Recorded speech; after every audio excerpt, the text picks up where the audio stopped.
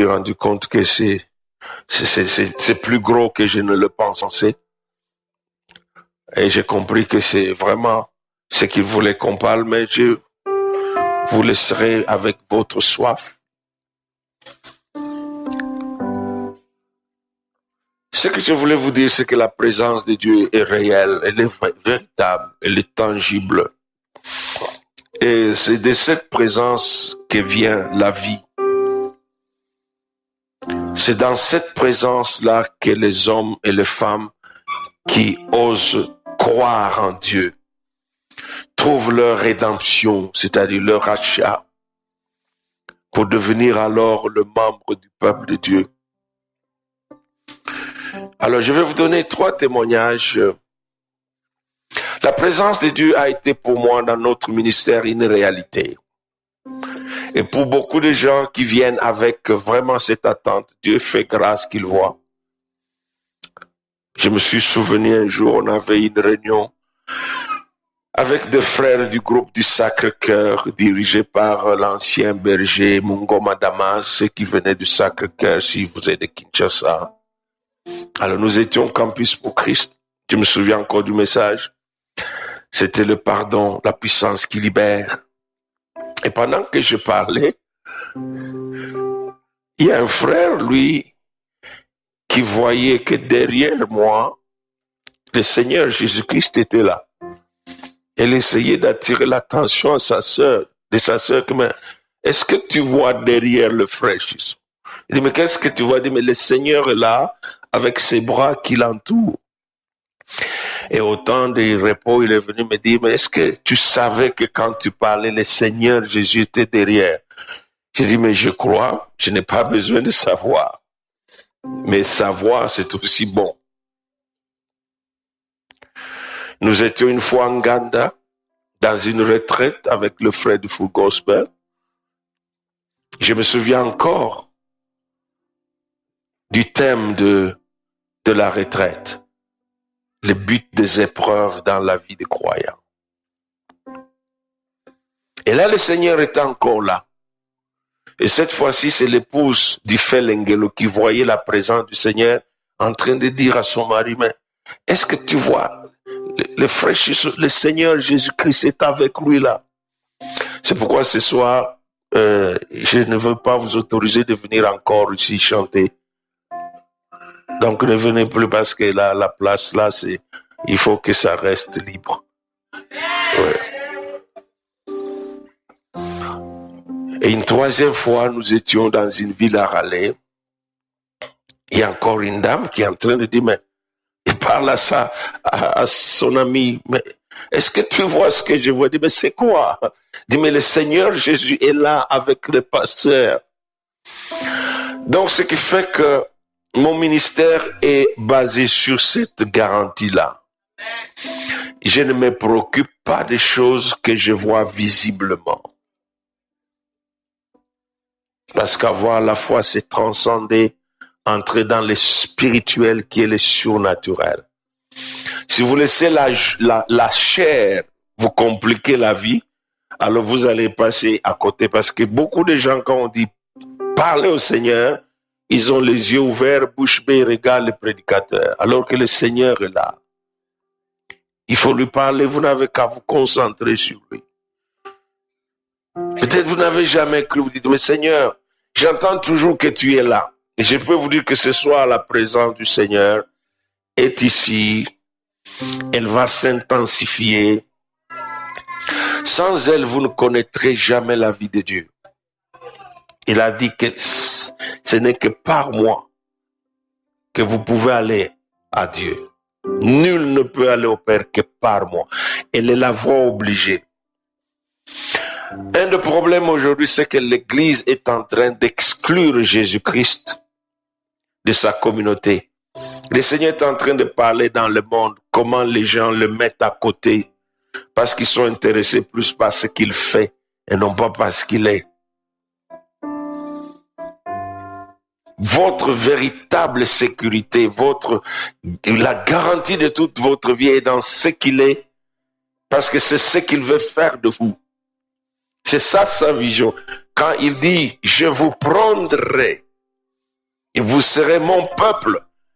Donc, Dieu est en train d'amorcer un processus d'acquisition.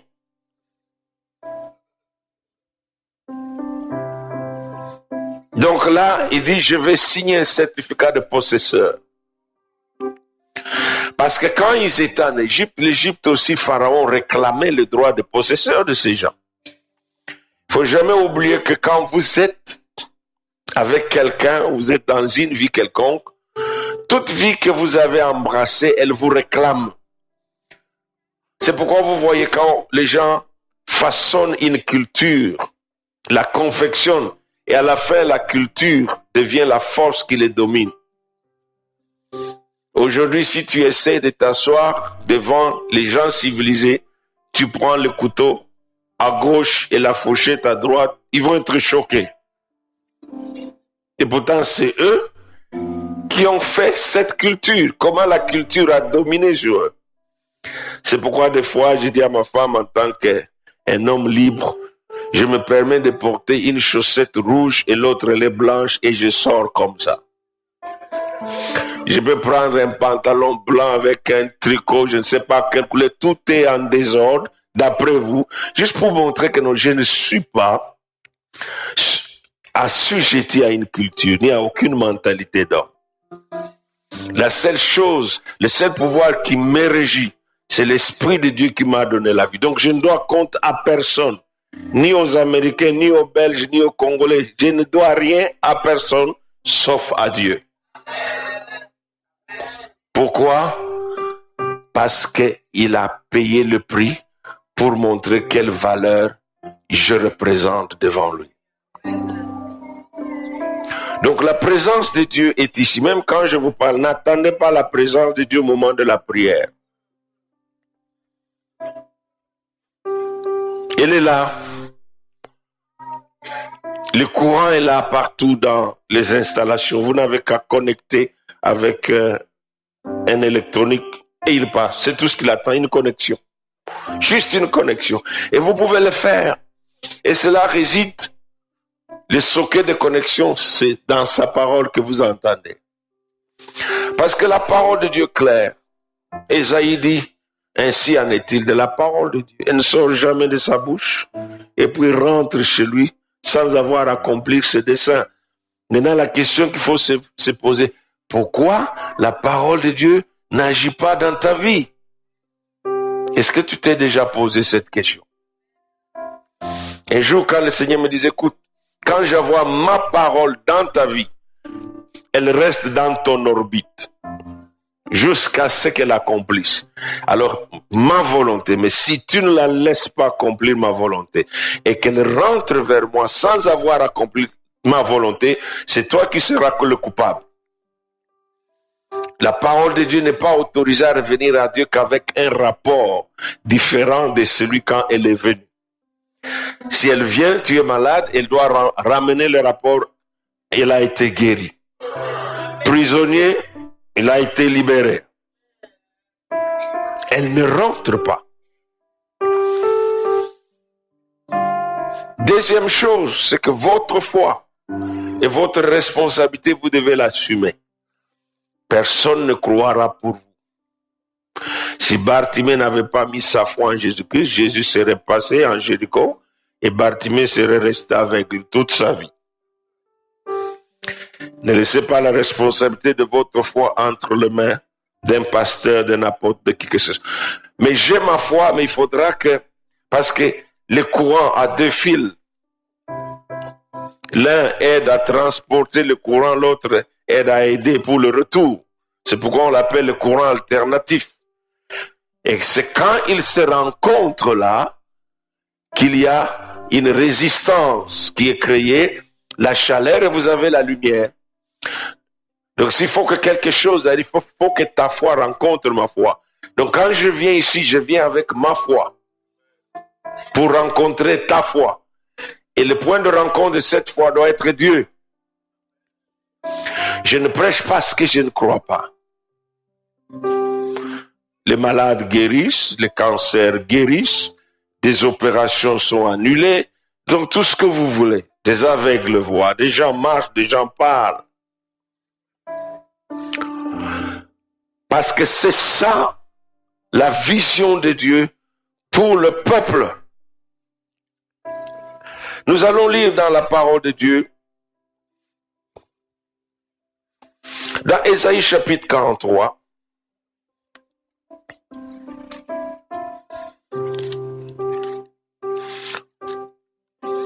Dieu est esprit. Et il ne peut pas se permettre de se rabaisser au niveau de la chair. Parce que pour le moment, la corruption a atteint toute la création. Dieu doit renouveler toutes choses. Alors la présence sainte de Dieu est devenue un danger pour la création. Donc pour la préserver, il doit rester à distance. C'est pourquoi il nous envoie son esprit, il envoie les anges, il envoie la parole. Mais dans son entièreté, comme je vous l'ai dit, si vous regardez dans Exode 20, vous allez vous rendre compte que vous n'avez pas besoin, vous ne voulez pas rencontrer ces dieux-là. Quand j'avais notre petite église, j'ai dit, mais Seigneur, est-ce que tu peux venir à notre église aujourd'hui pour que ces gens sachent que tu es vivant? Ah, mais je peux vous dire, j'ai vu des gens qui voulaient se déshabiller parce qu'ils disaient, je suis en feu. Je voyais des gens se tortiller. Moi-même, j'étais assis, il fallait que je m'appuie sur le mur, mais même si je m'appuyais sur le mur, je sentais que mon âme sortait de mon corps et je tombais comme un sac. Et Dieu disait à mon pasteur assistant, vous demandez ce que vous ne savez pas. Je suis un feu dévorant. Depuis ce jour, j'ai dit, d'accord, ça va. J'ai dit, je crois que tu es là. Le Seigneur dit ceci dans Ésaïe 43. Verset 7. Tous ceux qui s'appellent de mon nom, que j'ai créé pour ma gloire, que j'ai formé, que je fais. Et là, il y a une sorte d'interpellation. Il dit qu'on fasse sortir le peuple aveugle. Ça, c'est le peuple de Dieu. Dieu l'appelle peuple aveugle. Qui a des yeux et les sourds qui ont des oreilles. C'est des caractéristiques qui caractérisent la communauté chrétienne aujourd'hui. Ils sont sourds alors qu'ils ont des oreilles, ils n'entendent rien. Ils ont des yeux mais ils ne veulent pas voir. Et Dieu dit, faites-les sortir, dit que toutes les nations se rassemblent et que le peuple se réunisse, qui d'entre eux a annoncé ces choses, lesquelles nous ont fait entendre les premières prédictions. Ici, Dieu montre que ma particularité, moi, est celle de pouvoir être toujours en avance de tout le monde pour que personne ne dise, oh, je le savais. C'est pourquoi Dieu ne fera jamais une chose sans l'avoir prédite. Si Dieu ne te parle pas, personnellement, il ne fera rien. Même si tu as entendu cela de quelqu'un d'autre. Parce que Dieu veut que cette parole te soit appropriée. Dieu s'adresse à l'individu avant d'agir dans la vie de cet individu. Alors Dieu dit que, mais qui a fait de premières prédictions? J'aimerais vous dire que Dieu est pressé maintenant parce que le temps court à sa fin. Et Dieu est tellement pressé parce qu'il y a un grand volume de paroles de Dieu qui ne sont pas encore accomplies. Et c'est pourquoi il faut faire attention. Pourquoi je dis cela? Celui qui les a fait sortir de l'Égypte les a fait tourner au désert 40 ans pour qu'ils meurent tous là-bas. Et il n'a pas changé. L'Ancien Testament ne change pas Dieu. Il a dit à Malachie, je suis Dieu, je ne change pas. Donc ne vous trompez pas. Avant que l'Ancien Testament ne soit écrit, Dieu était Dieu. Il ne dépend pas de la Bible. Ce n'est pas la Bible qui dicte le caractère de Dieu.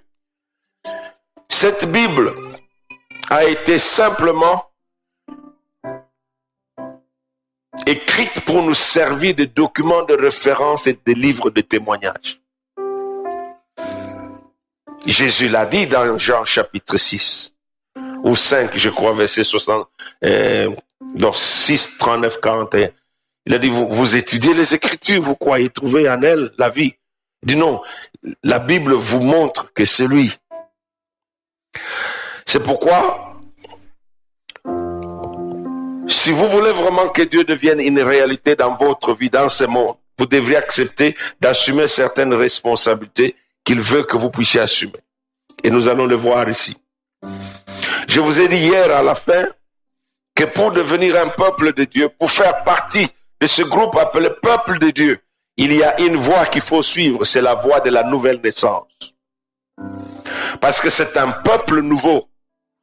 C'est une nouvelle nation. Nous avons lu avec vous dans Apocalypse 5, versets 9 à 10, n'est-ce pas ça? Il a été immolé. Et par son sang, il a racheté pour Dieu des hommes, des femmes, toute tribu, tout peuple, toute langue. Et il en a fait. Verbe faire. C'est un verbe actif qui montre qu'il s'est mis à l'œuvre. Quand tu fais quelque chose, c'est que la chose n'a pas existé avant. C'est pourquoi, quand il parle de la nouvelle naissance parce que ce royaume et ce peuple va être marqué par de nouvelles réalités. Ce n'est pas un peuple qui a existé, c'est un nouveau peuple. Amen. C'est pourquoi vous allez voir, je vais sauter, regardez au verset 21 dans le même chapitre. Le peuple que je me suis formé. Le peuple que je me suis... Vous pouvez être congolais, zaïrois, je ne sais pas, rwandais, burundais, tanzanien, américain, français. C'est pas ça qui l'intéresse. Dieu a un peuple à part. Nous avons vu ça avec vous hier. Que ce peuple est reconnu même par les gens du monde. C'est un peuple à part. Il est au milieu d'autres peuples, mais il est reconnu comme étant à part. Il a des lois différentes, ce peuple. C'est un peuple régi par d'autres lois. Il ne se prosterne pas devant tous ceux que les autres peuples se prosternent. Ce peuple ne fait pas de la communauté européenne. Il ne fait pas partie des Nations Unies. Il ne fait partie d'aucune alliance dans ce monde. C'est un peuple à part. Pourquoi? C'est pourquoi vous devez comprendre, pour ceux qui étudient la théologie, quand ils vont étudier la doctrine de l'Église, ils vont étudier les Grecs pour vous dire que c'est l'ensemble de ceux qui sont sortis d'eux. L'Église est composée des hommes et des femmes qui ont été retirés d'eux pour former une nouvelle assemblée, une nouvelle congrégation. En fait, dans le grec, le mot Église veut dire simplement une assemblée de gens qui se regroupent, mais les gens se regroupent toujours pour une cause, pour une raison précise. C'est la raison, c'est la cause qui fait la raison d'être de cet assemblage-là. Alors quand Dieu retire les hommes du monde, il les rassemble pour une cause. La cause, c'est faire son royaume. Amen. Parce que Dieu dit, je dois régner, je suis Dieu, je dois régner. Je suis créateur. Il faut voir Dieu dans toutes ses grandes dimensions. Quand vous parlez de Dieu en tant que Dieu, vous parlez du créateur de toutes choses. Mais il faut maintenant savoir, mais pourquoi il a créé ces choses? Et là, il commence à vous montrer donc les multiples dimensions de sa personne. Je suis roi. Parce que quand je suis roi, je dois avoir des choses et des sujets sur lesquels je dois régner. Je dois imposer mon autorité sur ces gens. Et je dois leur montrer ma puissance et mon pouvoir. Amen. Et en même temps, parce que ce sont mes sujets, je vais le protéger, je vais prendre soin d'eux et pourvoir. Parce que si vous voulez connaître le droit du roi, vous n'avez qu'à aller lire 1 Samuel chapitre 17. Quand ils disent, nous voulons un roi, les Juifs disent, nous voulons un roi, comme le roi de peuple. Samuel pleure. Dieu dit, ne pleure pas, c'est moi qui le rejette parce que c'est moi leur roi. Ils ont toujours cru que Dieu était sauveur, mais Dieu dit non. Il y a une dimension de moi que vous n'avez jamais compris. Je suis roi. Je voulais que vous soyez à mon service. C'est pourquoi quand vous allez rentrer avec moi, parce que vous allez faire beaucoup de tours dans la Bible avec moi. Si vous n'êtes pas biblique, ça va vous tourner la tête en rond alors. Nous voyons dans l'Apocalypse, le livre de la fin, que l'objectif initial est maintenu jusqu'à la fin. C'est l'objectif final. Dieu ne change pas sa vision. Aucune vraie vision ne peut changer jusqu'à ce qu'elle devienne réalité. La vision, c'est une projection au niveau de pensée, au niveau de l'esprit, de ce qu'on veut réaliser. On a un projet, alors on commence à le projeter au niveau de l'esprit, de la pensée. C'est quelque chose qui est encore dans l'invisible. Mais pour que ça ne reste pas un simple rêve, on y ajoute un plan, une stratégie, et on met à côté une provision. Et quand on met les trois ensemble, ça crée la réalité. Alors la vision de Dieu, nous l'avons vue.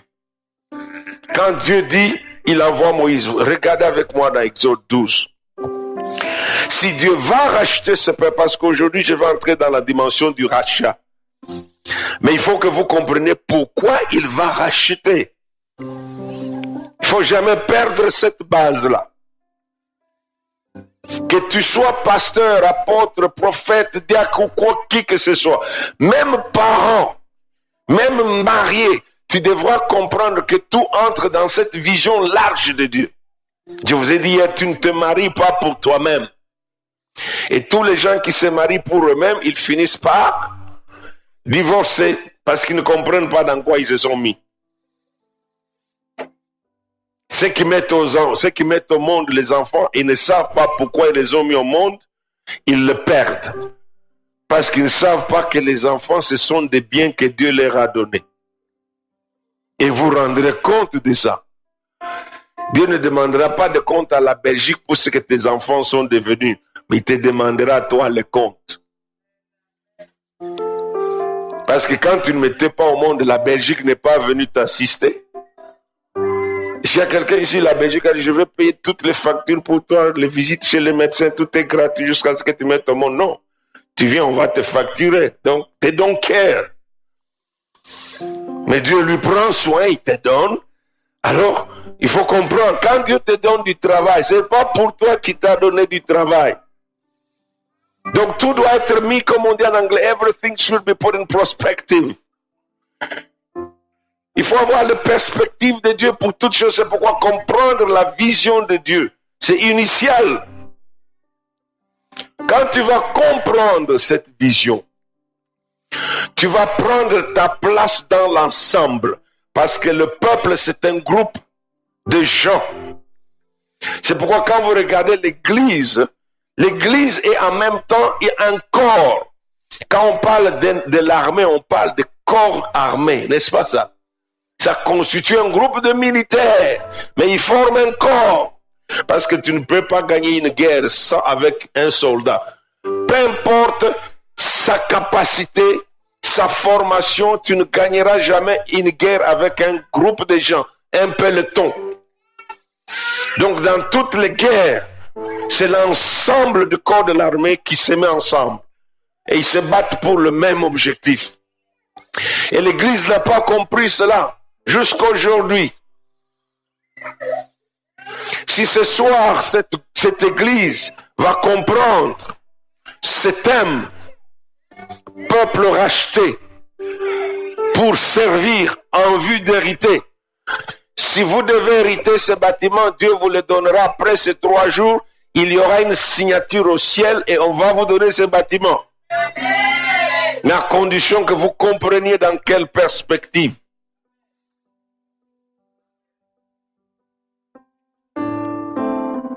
J'étais à Lille avec un pasteur. Il voulait acheter le bâtiment, mais il n'avait pas d'argent. Ils ont mis assez d'argent, la banque a dit non. Mais les propriétaires du bâtiment, parce que je suis venu passer une semaine avec eux, je leur ai dit, si vous croyez que c'est pour Dieu que vous faites ça, alors considérez-vous que ce bâtiment vous appartient parce qu'on va dire à Dieu de signer l'acquisition de ce bâtiment. Si vous avez cette foi-là, quand je reviendrai, vous aurez ce bâtiment comme propriétaire. Le propriétaire du bâtiment est un médecin hindou. Des gens sont venus lui dire, nous voulons acheter, on a l'argent, on va faire une maison funéraire. Il a dit non. Des gens sont venus avec l'argent, je vais acheter ça pour faire un garage. Il a dit non. Il a dit au pasteur, si je dois vendre ce bâtiment, je vous le vendrai à vous parce que je sais que vous affectez la vie des gens positivement. Et vous savez quoi? Lui, il est allé dire à la banque, je vais leur vendre mon bâtiment et tout ce que vous demandez comme caution, moi je vais payer. Tu as déjà vu quelqu'un qui te vend sa maison et qui te donne l'argent pour acheter sa maison? C'est ce Dieu-là dont je vous parle. Et il n'a pas changé.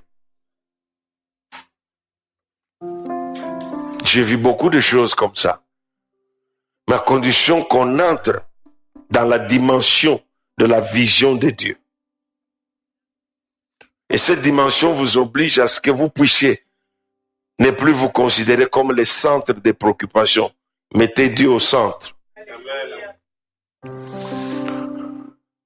C'est pas parce qu'ils voulaient sortir de l'Égypte que Dieu les a fait sortir de l'Égypte. La Bible dit que au temps marqué par Dieu. Et Dieu avait déjà prédit cela. Et le problème qui fait pourquoi ils se retrouvent en Égypte?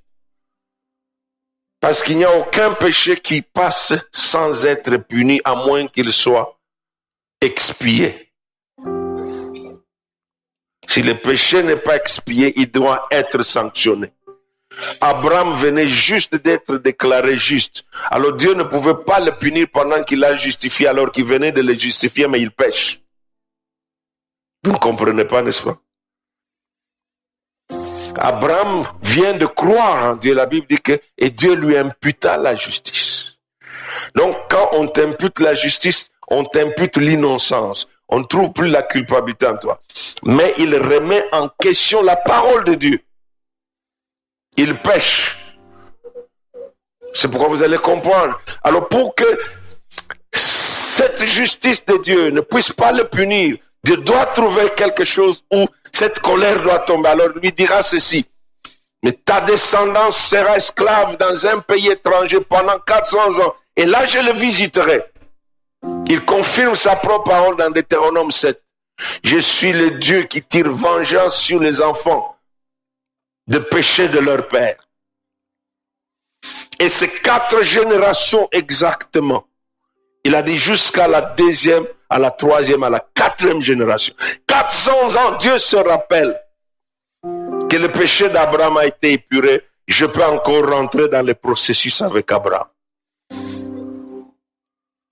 Ils ont payé le péché d'Abraham parce que c'était des héritiers.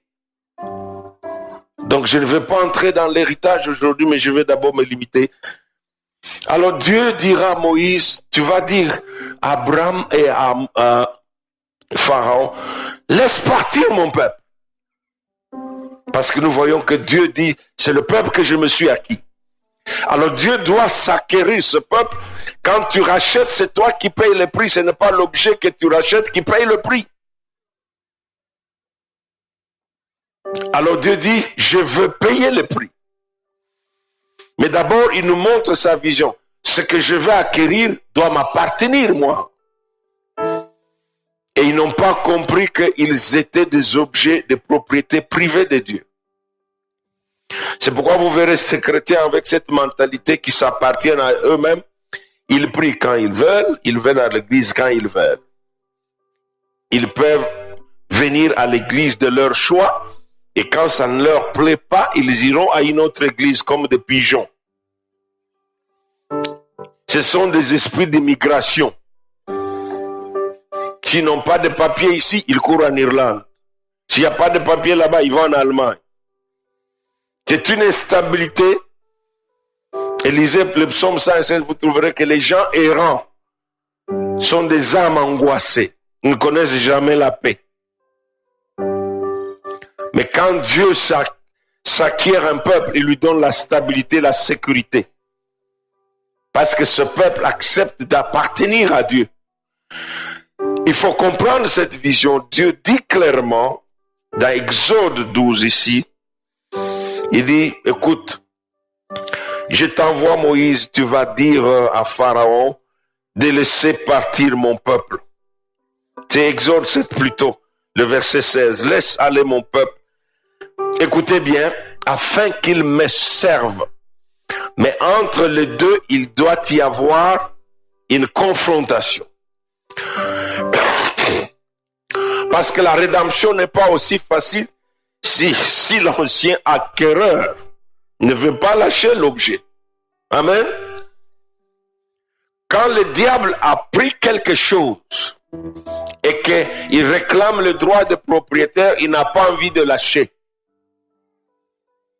C'est pourquoi ne croyez pas que la délivrance, c'est quelque chose de simple. C'est un miracle de Dieu. Vous pouvez voir ça dans Luc chapitre 11, quand vous allez voir le verset 20 à 26. Il parle d'un homme fort qui occupe sa maison. Il occupe sa maison. Et il n'est pas seulement fort, mais il est armé pour sécuriser ses biens. Vous comprenez pourquoi quand Jésus-Christ fait la rencontre avec Satan sur sa route vers le désert pour 40 jours conduit par le Saint-Esprit, le diable lui dirait, écoute, toute la terre, toute la gloire, la richesse, c'est à moi. Et il a dit bien, je le donne à qui je veux donc. C'est-à-dire pour avoir accès à ce que le diable tient, il faudrait être plus fort que lui. Et Jésus, connaissant comment la justice de Dieu fonctionne, il a dit, je te donne le rendez-vous à la croix. Jésus aurait pu lui donner une gifle, juste là, et le diable était fini. N'est-ce pas vrai? Jésus l'aurait juste tiré le nez et le diable commençait à pleurer comme un enfant. Le diable a dit, non, toi tu es juste. Toutes choses doivent se faire selon la justice. Alors j'ai dit, rendez-vous à la croix. Pourquoi à la croix? Parce que le prix de la rédemption a une cause qui a fait qu'au lieu que le prix soit fait d'une certaine manière, il doit se faire d'une seule manière prévue. L'agneau devrait être immolé. Pourquoi? Parce que l'âme de la chair est dans son sang. Une fois que le sang d'une âme a été corrompu par le péché, donc cette âme est identique à la nature du péché qui est entré en elle. Donc le problème n'était pas aussi simple que ça. Si vous regardez dans Éphésiens chapitre 5, il dit que vous étiez ténèbres. Il ne dit pas que vous étiez seulement dans les ténèbres. Les ténèbres est entré dans l'homme. Donc Satan fait que pour qu'il n'y ait aucune possibilité de récupération de l'homme qui l'a fait pécher dans le péché, donc l'homme doit prendre la nature du péché. Donc ce qui fait qu'il faut le vider de tout son sang pour lui mettre un nouveau sang. Or c'est impossible. Il n'y a pas que de grandes artères, de veines, il y a de petits. Et le sang est partout là. Combien de temps ça va prendre pour vider tout un être humain de son sang complètement? Il faut un miracle de régénération. C'est pourquoi Dieu dit, je vais payer le prix. Et ils s'entendent. Vous voyez le plan de Dieu, la vision de Dieu, c'est une vision communautaire. Même quand Dieu crée, il ne dit pas, je veux faire l'homme à mon image. Il dit, faisons l'homme à son image. Donc vous ne pouvez pas fonctionner dans un environnement différent de l'environnement de Dieu. Ils étaient à trois, ils ont plusieurs possesseurs, un seul objet possédé. Donc tout ce que Dieu fait fonctionne comme ça. Ce qui fait que tu ne peux pas être dans cette église sans être de cette église. Et tu ne peux pas être de cette église et ne pas être avec les autres églises. Parce que tout membre amputé du corps doit mourir et se dessécher. Donc votre survie dépend de votre connexion avec toutes les autres églises. C'est pourquoi il m'a dit aujourd'hui, va dire à Abraham David, s'ils veulent que je leur donne un bâtiment, je vais voir si eux aussi veulent qu'une autre église puisse acquérir leur bâtiment. Il m'a dit de te dire, si vous êtes sérieux alors, vous allez le montrer. Vous ferez des collectes de fonds ici. Et vous cherchez une église qui cherche à acheter un bâtiment et vous donnez à cette église cet argent.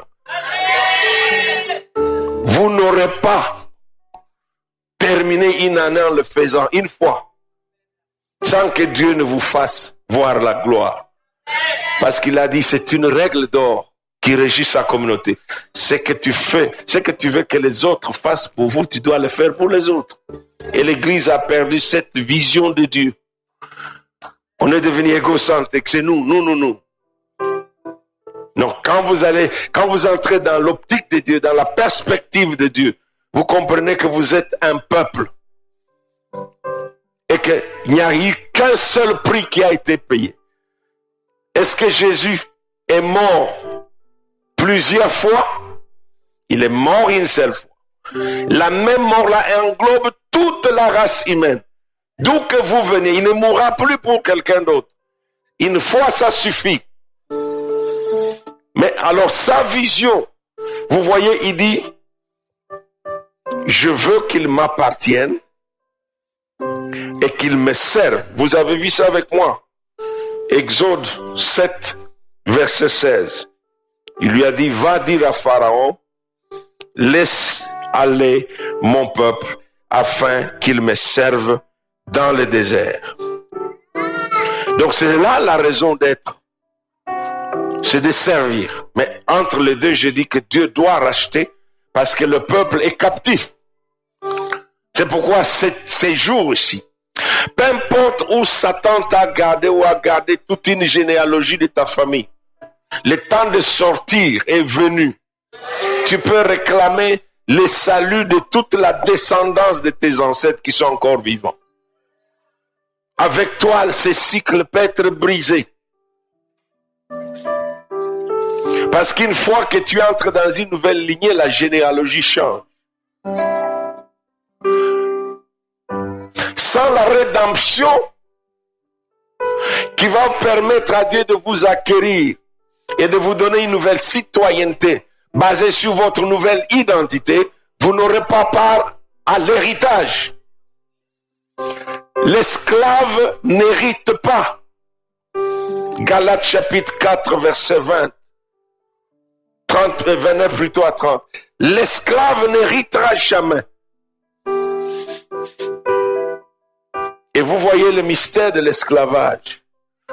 Ismaël est né d'Abraham, mais il est né d'Agar, l'esclave. Ceux qui ont fait les mathématiques savent, plus moins, ça fait moins. La sainteté est tellement exigeante que quand vous la mêlez avec autre chose, elle perd sa nature. C'est pourquoi elle est exclusive. Elle ne veut pas être mêlée à quoi que ce soit. Il n'y a rien de bon qui sort quand vous mélangez le mal et le bien. Alors Dieu a dit non. Ça, il y a de l'esclavage dans le sang. Il faut, parce que l'esclave appartient à son propriétaire. Vous connaissez la loi de l'esclavage, fait de toute personne esclave le bien de la personne qui la possède. C'est ça l'esclavage. Donc tu n'as pas de droit. Tu es un objet. Alors Dieu dit bon, maintenant que les hommes sont devenus des objets, parce que Israël en Égypte c'était des objets. Quand ils ne pouvaient pas produire, on les tuait comme des animaux. Et on ne les enterrait même pas.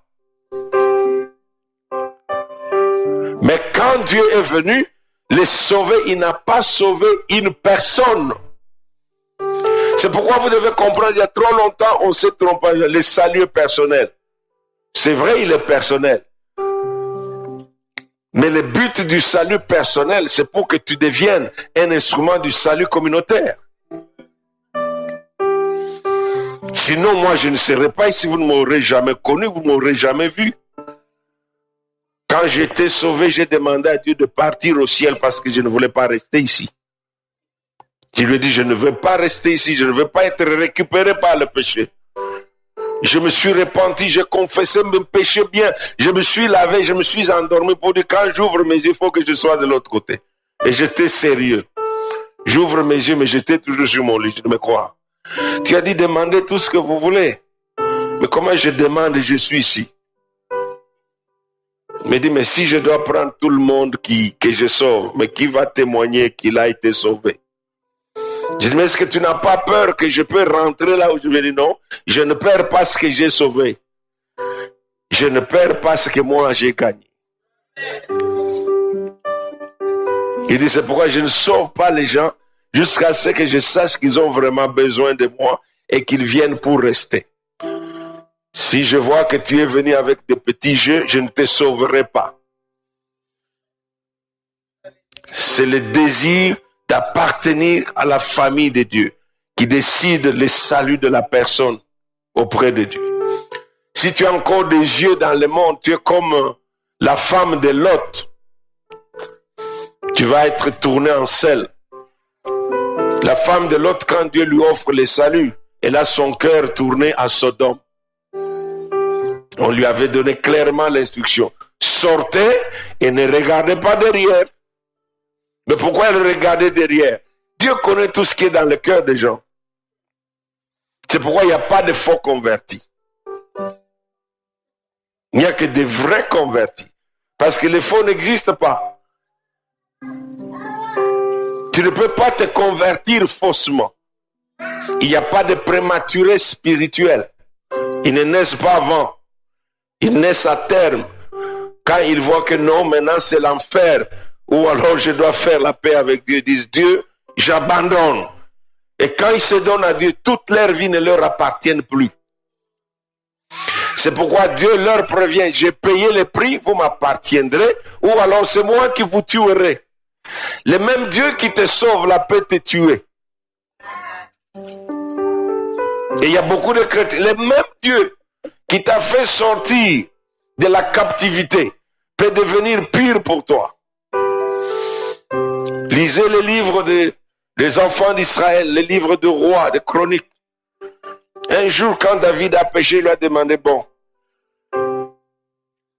qu'est-ce que tu veux? Tu veux que je te mette entre les mains des hommes?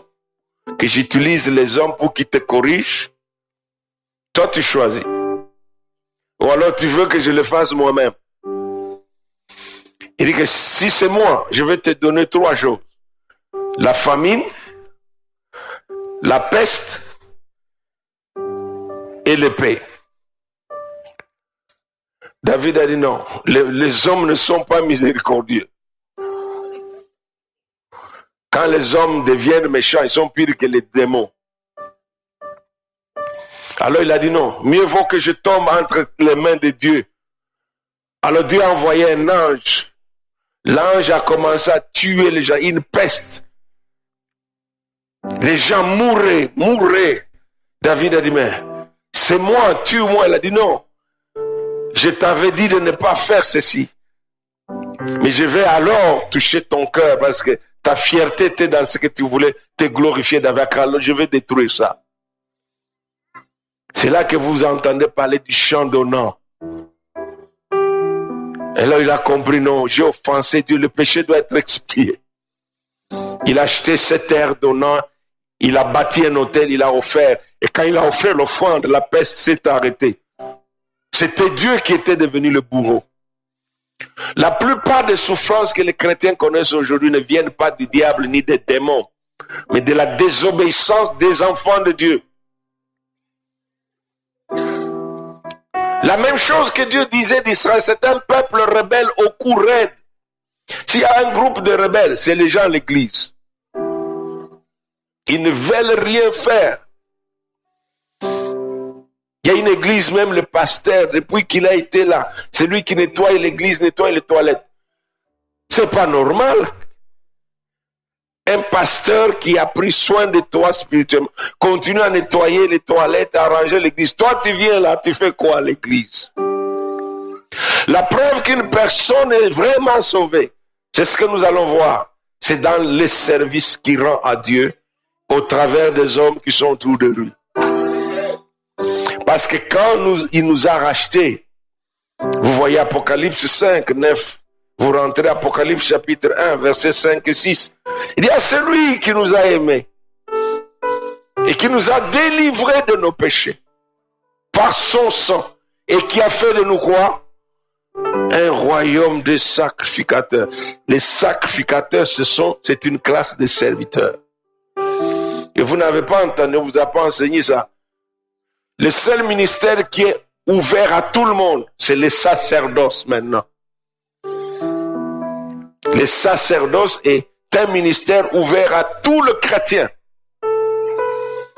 Alors la Bible nous dit que pour que Dieu puisse s'acquérir ce peuple, se former ce peuple, alors Dieu doit le racheter. Être sauvé veut dire être racheté. Quand on est racheté, c'est-à-dire on a changé de propriétaire. Le certificat de propriétaire ont changé. Les contrats ont été signés et les premiers contrats ont été déchirés. C'est pourquoi Jésus, quand il est venu préparé. Je vais payer le prix et s'il faut que je me batte, je me battrai. Il a payé le prix à la croix. Satan dit que non, moi je ne lâche jamais ce qui est à moi. Si tu veux venir prendre, tu prendras par la force. C'est pourquoi Jésus a dit, d'accord, je t'amènerai à la croix.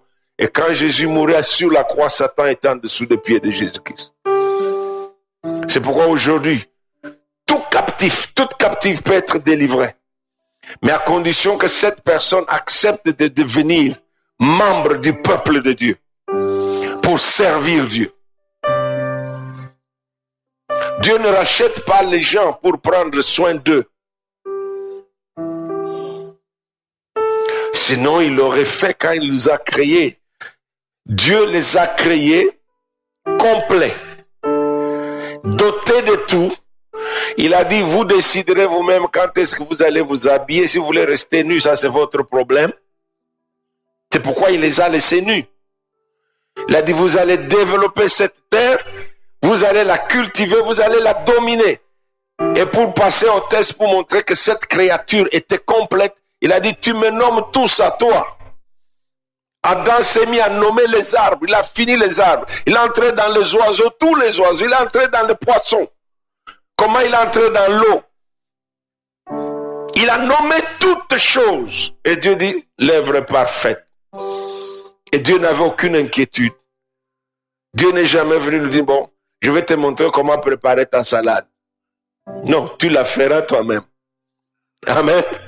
Bon, si tu veux manger la chikwang qui sent mauvais, la même chikwang dans le même feuillage de chikwang que tes ancêtres ont laissé, c'est ton problème. Mais si tu veux améliorer la façon de la préparer, c'est ton problème. Mais quand vous regardez la nourriture des Vietnamiens, des Coréens, des Chinois il y a 100 ans, c'était crasseux.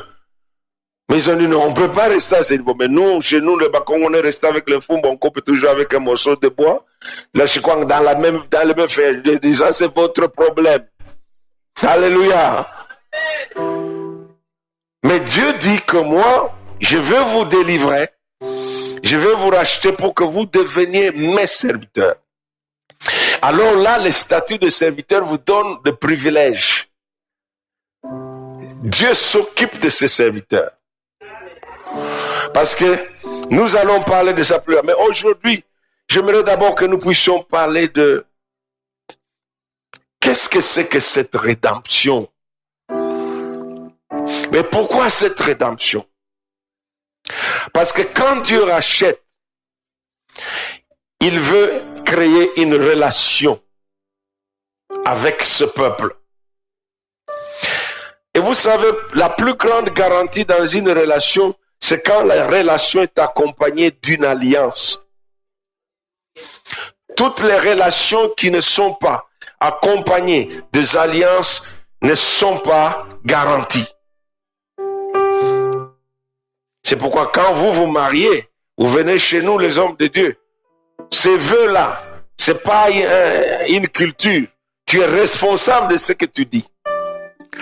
C'est pourquoi si vous regardez d'après les études et les statistiques, tous les hommes et les femmes qui ne respectent pas le vœu qu'ils ont fait, qui brisent leur premier mariage, quand ils vont dans le deuxième, ils trouvent pire que le premier.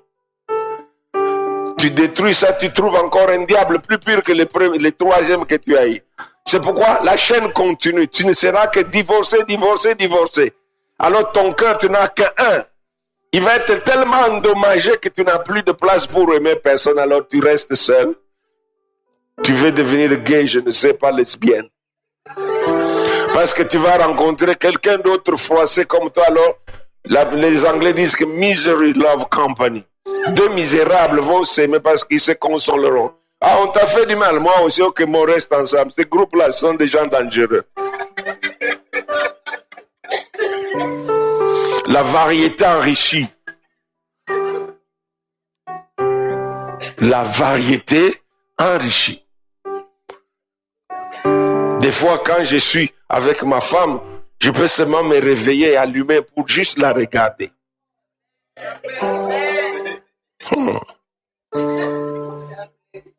Seigneur, vraiment, tu as fait cette personne. Je la trouve fascinante. Je dis, oh, quelle misère si j'étais seulement seul. Et Dieu nous montre déjà que sa logique est la logique communautaire. L'homme était intelligent, mais il ne trouvait personne qui était comme lui. Et il était misérable.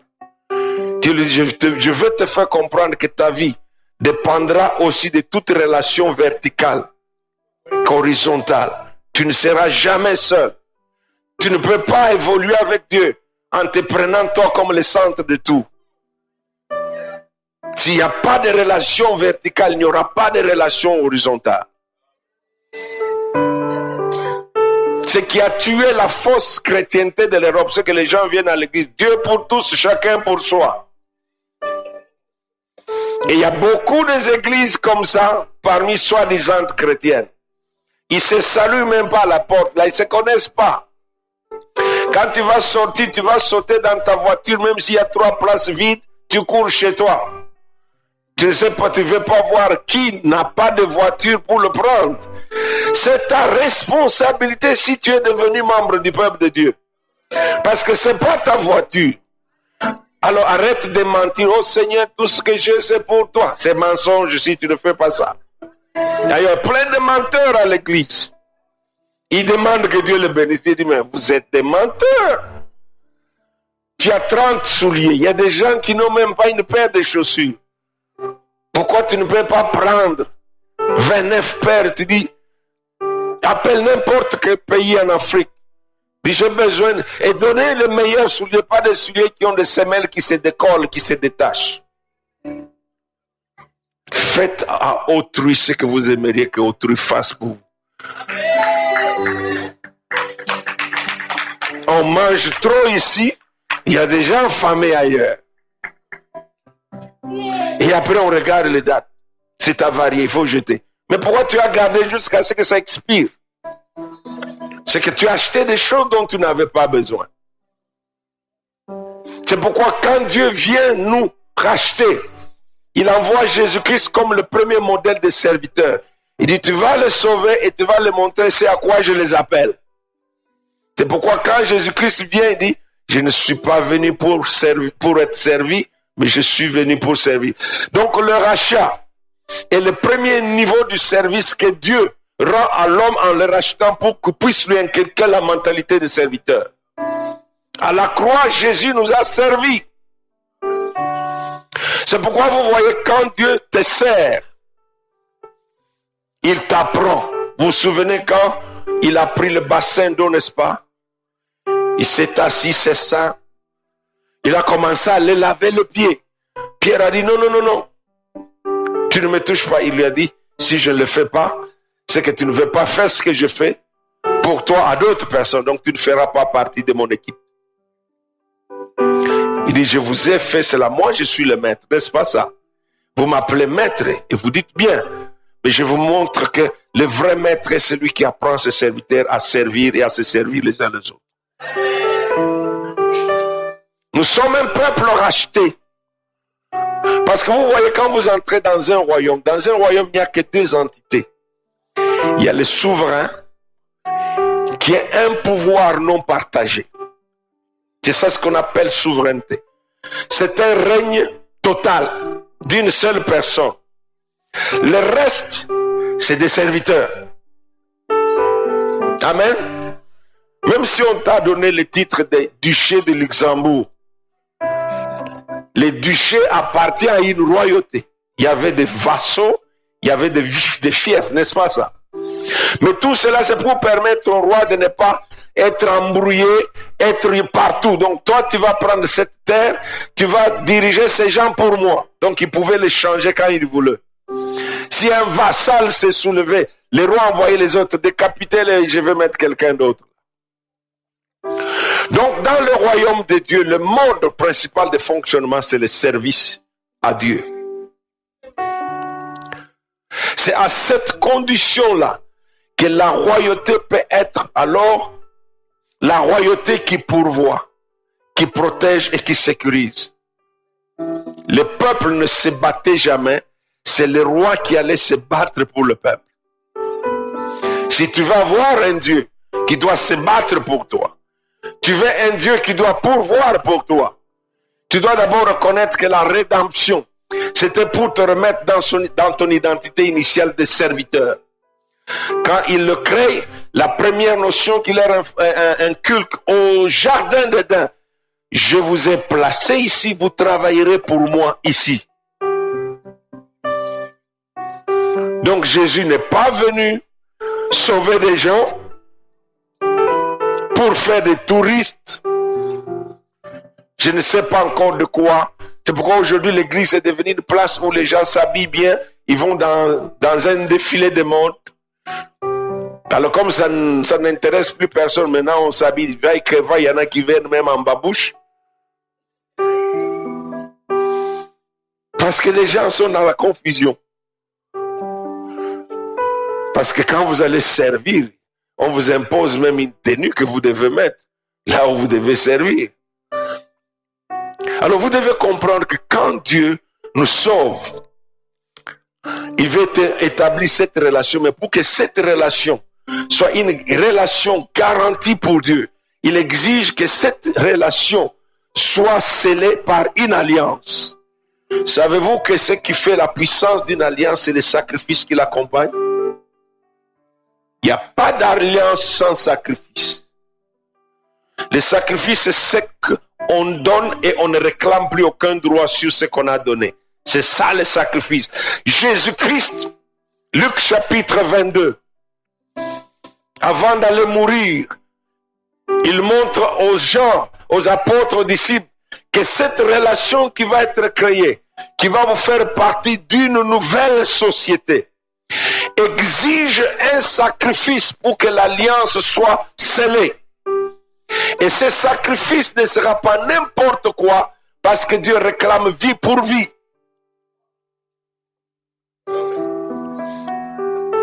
La vie que vous aviez donnée au diable au jardin d'Éden, je vais la racheter, mais je la réclame.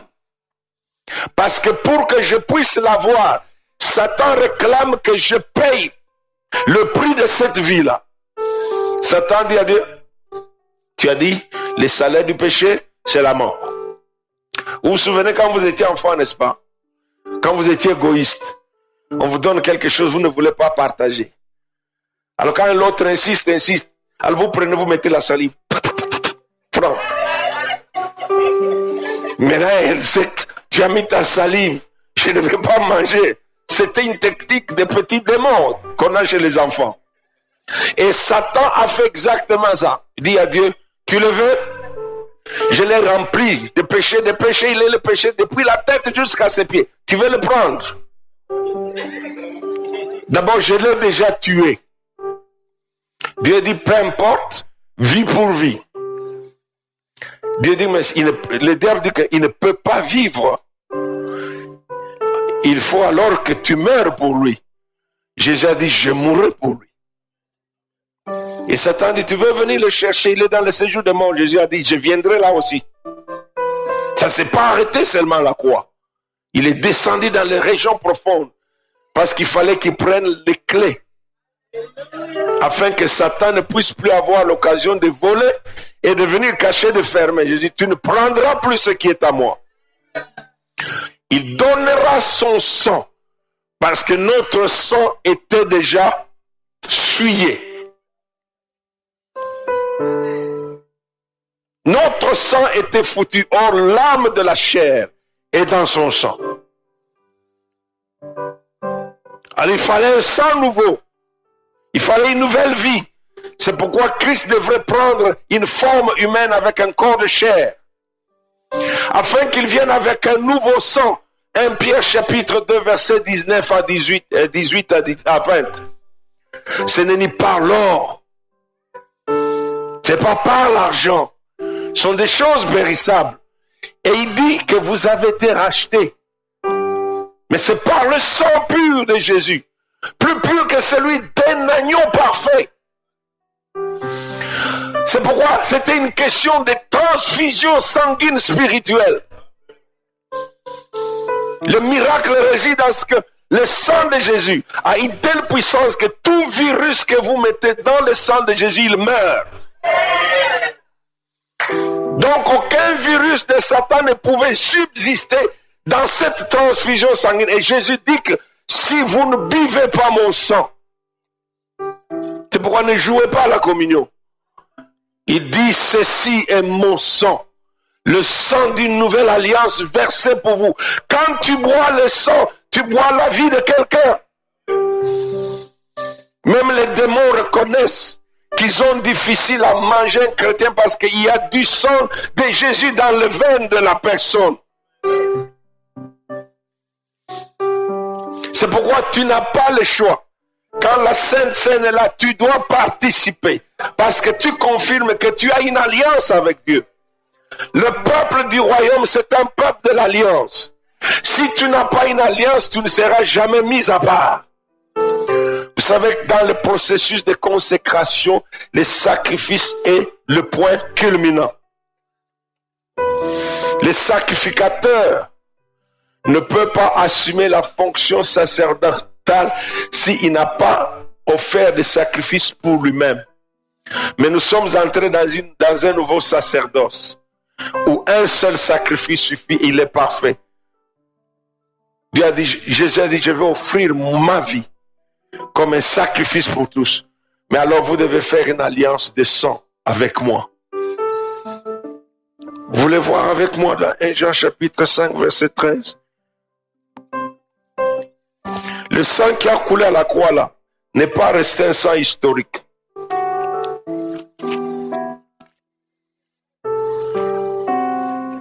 Est-ce que vous êtes dans une relation avec Dieu qui est une relation d'alliance? Je suis ici seul. Je suis sans ma femme, mais je suis avec ma femme. Que je le veuille ou non, elle est là avec moi. Il y a des moments où j'ai eu des expériences assez mystérieuses. Un jour, j'étais en train de prier, j'étais à Londres. Je pouvais sentir la présence de ma femme là, comme une personne réelle. Dieu me dit, oui, son esprit est là avec toi. Parce que tu es dans une alliance. Je vais te rappeler que partout où tu iras, elle est là. Tout ce que tu feras, si c'est bon, tu lui feras du bien. Si tu fais du mal, tu lui fais du mal. Tu vois, chez nous, quand on parle de l'alliance, on parle de salt shaker. Il y a le poivre et le sel. Dès qu'on les mélange, il est difficile de les séparer. Ils sortent toujours ensemble, une fois mélangés. C'est ça ce que l'alliance va faire. Tu es pour Dieu et Dieu pour toi. C'est pourquoi, si tu n'as pas l'alliance, tu ne peux être ni pour Dieu ni avec Dieu. Parce que le problème, il y en a qui croient qu'ils peuvent être avec Dieu et ne pas être pour Dieu. Dans une alliance, tu es avec moi, tu es aussi pour moi. Parce que l'alliance, c'est quoi? L'alliance, c'est une union entre deux personnes qui naît d'une entente. Et cette réunion de deux personnes les appelle à prendre des engagements l'un envers l'autre pour se protéger mutuellement. Tu protèges mon dos, je te couvre ton dos. Dieu veut des hommes et des femmes sur qui il peut compter. C'est ça le problème. Beaucoup de chrétiens ne comprennent pas que leur vie en Jésus-Christ est basée sur l'alliance. C'est comme ça, quand Dieu donne quelques petits zéros, on a 50 euros, on devient fou. On ne pense plus qu'à soi-même. Je vais récupérer, j'ai cette maison-là qu'on n'avait pas construite à Kintsuka là-bas ou je ne sais pas où. Tu ne sais pas pourquoi Dieu t'a donné cet argent. Dieu est tellement sage, quand il te donne quelque chose, il voudra voir. Si Dieu te donne quelque chose et ne te teste pas avec la chose qu'elle t'a donnée, c'est que la chose ne vient pas de Dieu. Il a donné Isaac à Abraham et il a testé. Parce qu'il voulait savoir si le cœur d'Abraham était attaché à Isaac. Parce que c'est ça qu'Abraham cherchait. Mais Dieu voulait le ramener à sa vision. Il lui a dit non, Isaac est plus important pour moi que pour toi. Parce que c'est par lui que je vais me faire cette descendance dont je t'ai parlé. C'est pourquoi il lui parlera. Je t'ai choisi toi et ta maison afin que tu gardes mes commandements et mes alliances. Donc Dieu voyait déjà un gros plan. Alors il dit, si tu vas être avec moi, Abraham, tu seras un homme d'alliance. Et quand vous regardez dans Genèse, pour que cette amitié de Dieu avec Abraham soit scellée, Abraham offrit des sacrifices et c'était la première alliance. Il n'y a pas d'alliance sans sacrifice. La chose a changé maintenant. Le seul sacrifice que Dieu accepte, c'est toute ta vie. Une vie qui n'est pas vécue pour Dieu n'est pas une vie sacrifiée à Dieu. Est-ce que ta vie est vécue pour Dieu?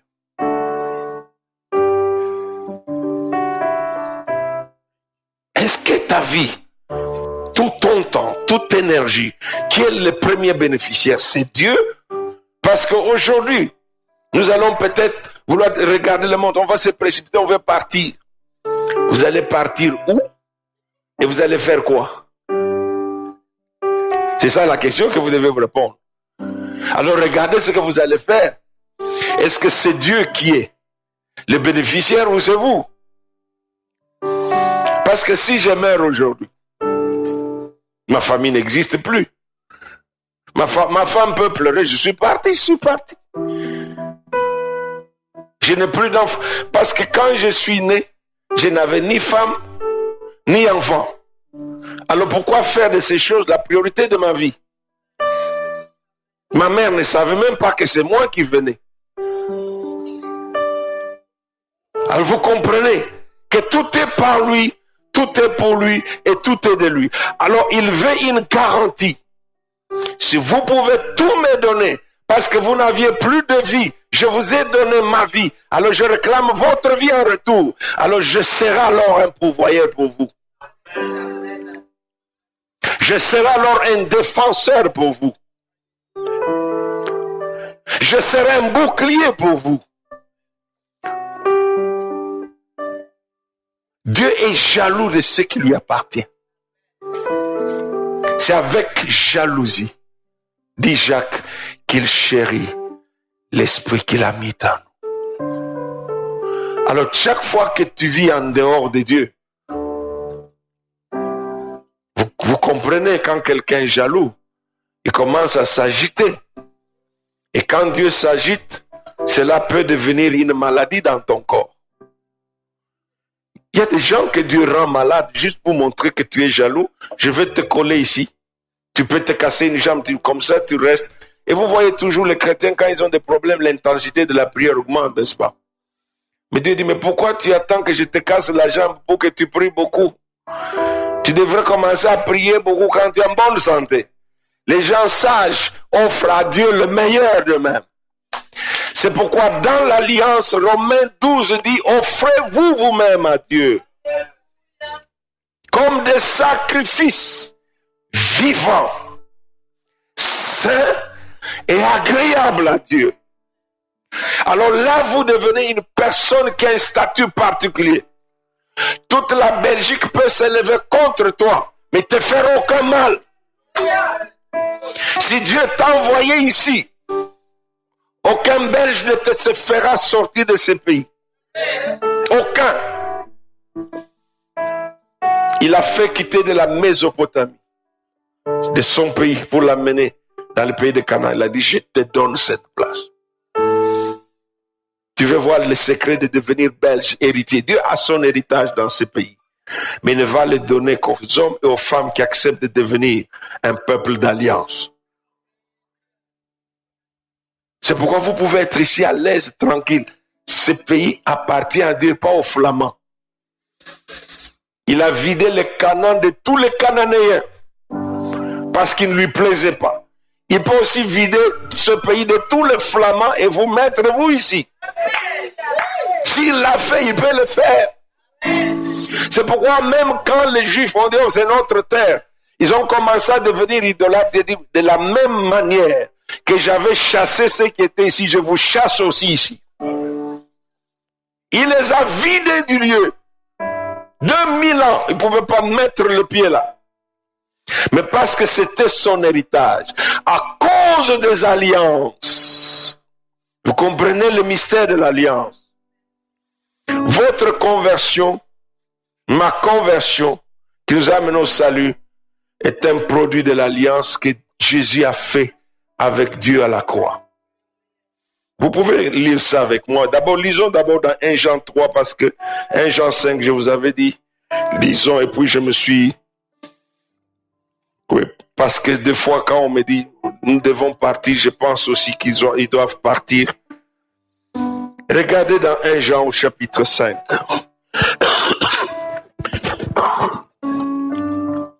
Gloire à Dieu, je me sens mieux aujourd'hui qu'hier.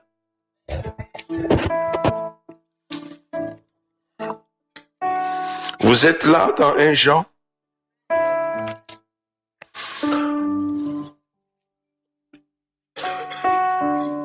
Non, c'est verset 6.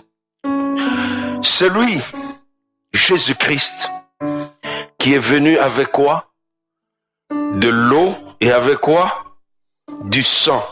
Non avec l'eau seulement, mais avec l'eau et avec le sang. Et c'est l'Esprit qui rend témoignage, parce que l'Esprit est la vérité. Verset 7.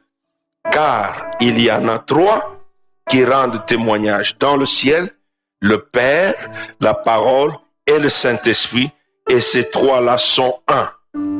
Le même témoignage qui est rendu au ciel devrait être confirmé par le sacrifice de Jésus-Christ, l'eau et le sang.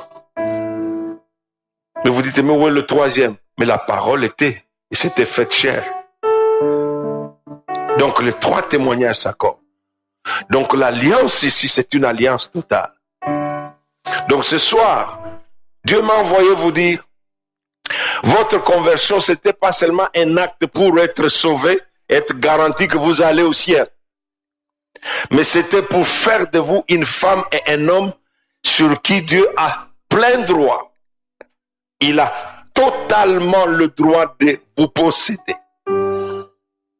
Et c'est ce qu'il attend et c'est ce qu'il veut. Pourquoi c'est important? Parce que si Dieu a besoin de vous, personne d'autre ne peut réclamer des droits de vous avoir avant Dieu. Quand Dieu me veut, je ne suis plus marié. C'est le seul. Je n'ai plus d'enfants, je n'ai plus de mariage, je n'ai plus de famille.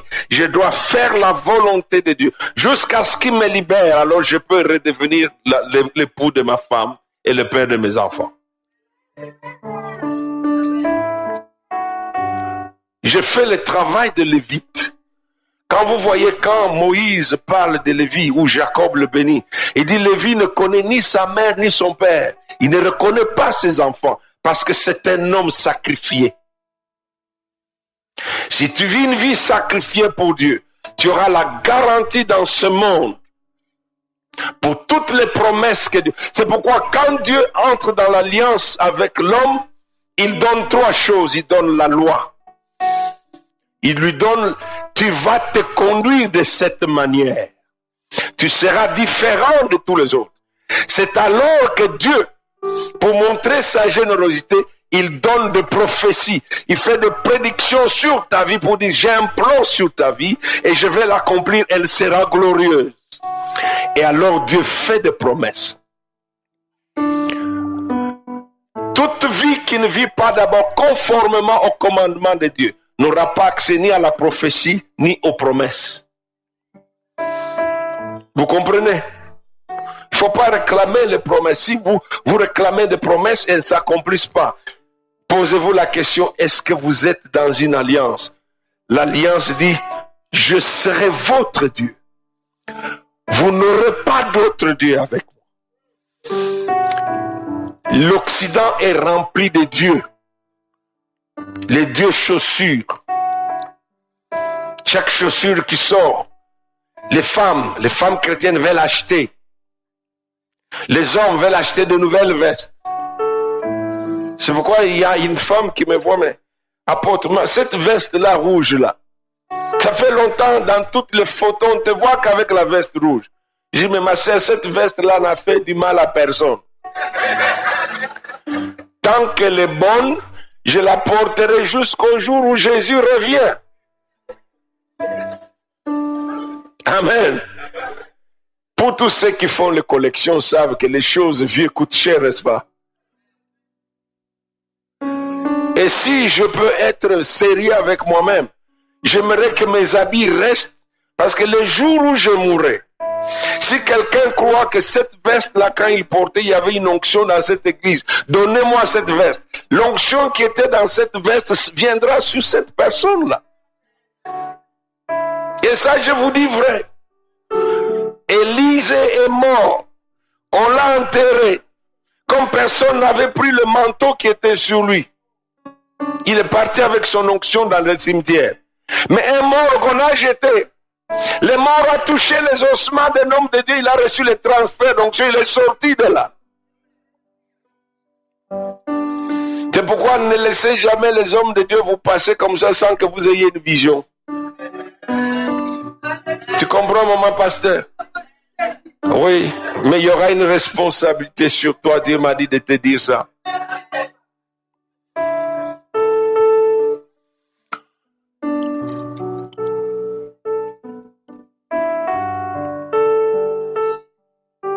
Oui, c'est sa présence qui fait ça. Il est là. Je crois qu'il me dit que je dois m'arrêter pour que vous puissiez répondre. La présence du Seigneur est ici.